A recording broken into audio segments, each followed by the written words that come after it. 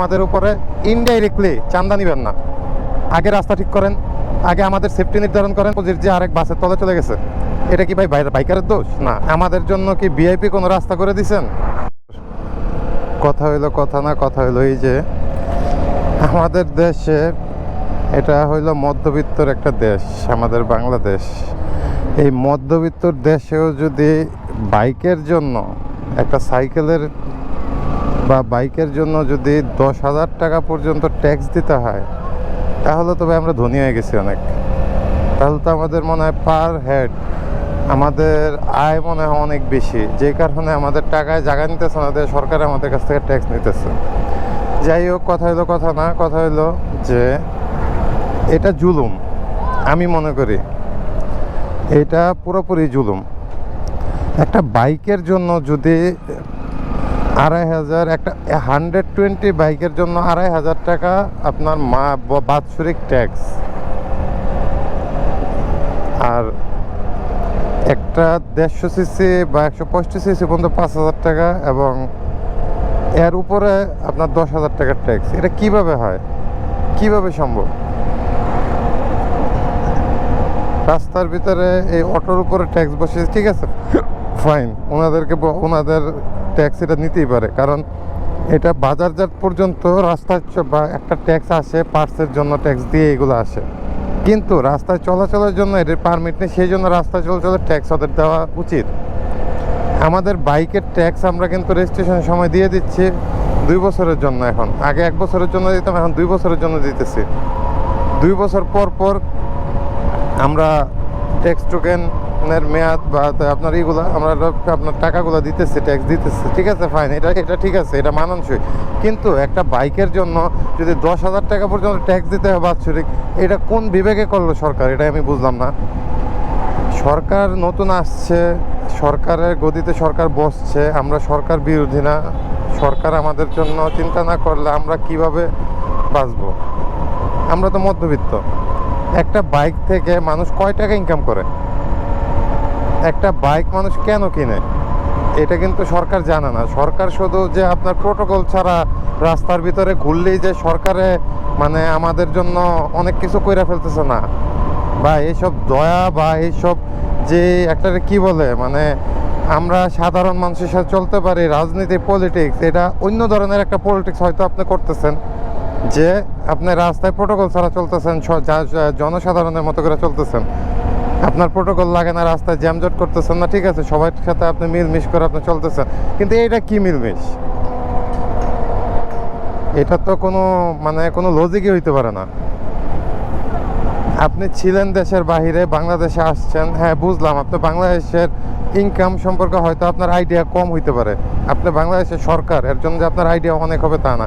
আপনি আসছেন 2 দিন হয়েছে বাংলাদেশে। এখন আমার কথাগুলো আপনার কাছে হয়তো বা আপনাদের কাছে মনে হইতে পারে যে হাফিজ ভাই কথাগুলো বলতেছে সরকার বিরোধী। না, আমি সরকার বিরোধী কথা বলতেছি না। আমি জনসাধারণের হয়ে, আমি একজন বাইকার হয়ে, একজন বাইকার বান্ধব হয়ে কথা বলতেছি।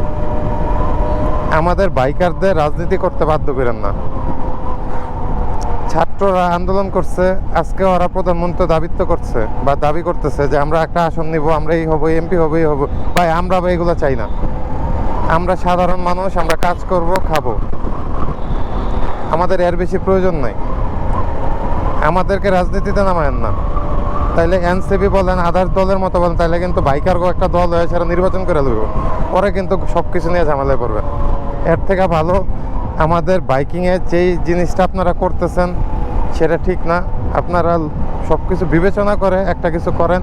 আর আর সরকারের কথা একটাই বলবো যে জনসাধারণের বান্ধব হন, আমাদের জাতির বান্ধব হন,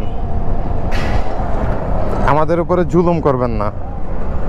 আর সর্বশেষ আমি একটা কথাই বলবো, আমরা কর দিব না।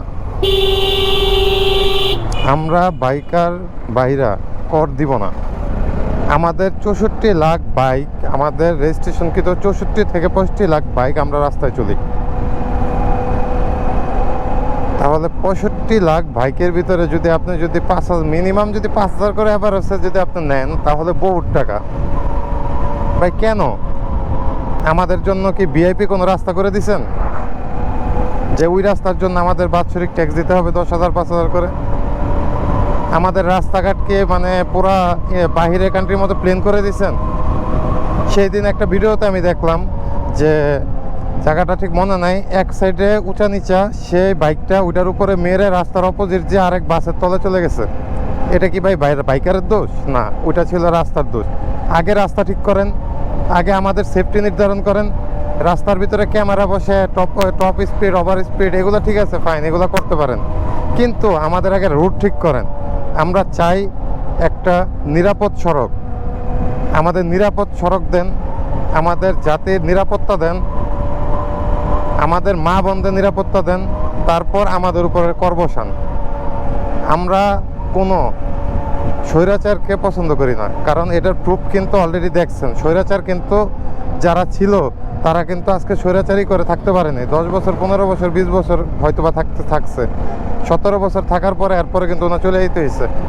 তাই আমাদের উপরে ইনডাইরেক্টলি চাঁদা নিবেন না। এখন আপনারা ডিজিটাল কার্ডের মাধ্যমে বা অনলাইনের মাধ্যমে আমাদের থেকে চাঁদা নিতেছেন। আগে রাস্তাঘাটে চাঁদা দেওয়া লাগছে সন্ত্রাসীদের, আর এখন আপনারা লিগেল ওয়েতে চাঁদা নিতেছেন বাৎসরিক। এটা আমরা মানব না। এটা সকল বাইকার থেকে আমার মনের বক্তব্য আমি প্রকাশ করলাম। যদি এমন কিছু হয় তাহলে আমরাও রাস্তায় নামতে বাধ্য হব। আমি সরকারের পক্ষে কথা বলতেছি, সরকারের সাপোর্টে আছি। সরকার আমাদের জন্য আসছে।